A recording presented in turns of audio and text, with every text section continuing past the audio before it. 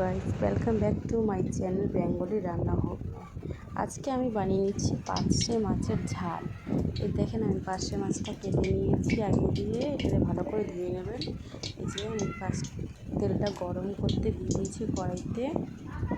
এটা একটু বেশি করে তেল নেবেন। তেলটার মধ্যে আমি দিয়ে দেবো এই যে হলুদ লবণ মাখিয়ে নিচ্ছি, এটা পার্শে মাছের মধ্যে। এটাকে আমি ভালো করে ভেজে নেব, আপনারা আপনাদের মতো ভেজে নেবেন। তেলে দিয়ে ভেজে নিচ্ছি মাছটাকে। আগে দিয়ে আমি তৈরি করে নিয়েছি যেটা লাগবে আমার। এই যে টমেটো, আমি একটা টমেটো কেটে নিয়েছি। এটা আমি মশলা, যেটা আমাদের বাড়িতে থাকে মশলাটা, সেটা আমি এক বাটিতে দিয়ে নিয়েছি। এই মাছটা ভেজে নিয়েছি। এখন তেলে অ্যাড করেছি কালো জিরা।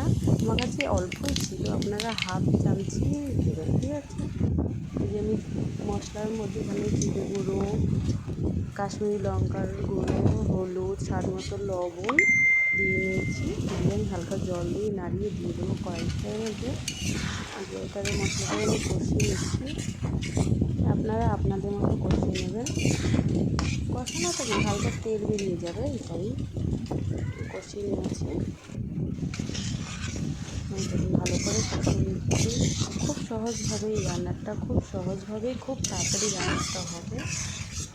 আপনার কাছে যদি অল্প সময় থাকে, অল্প সময়ের মধ্যে খুব তাড়াতাড়ি রান্না হয়ে যায় পার্শে মাছের ঝাল।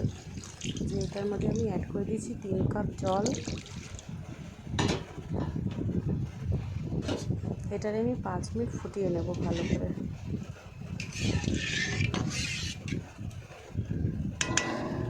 ভালো করে 5 মিনিট ফোটানোর পরে আমি ফুটিয়ে নেব 5 মিনিট। এই যে ফোটানো হয়ে গেছে, তার মধ্যে আমি দিয়ে দেবো মাছটা।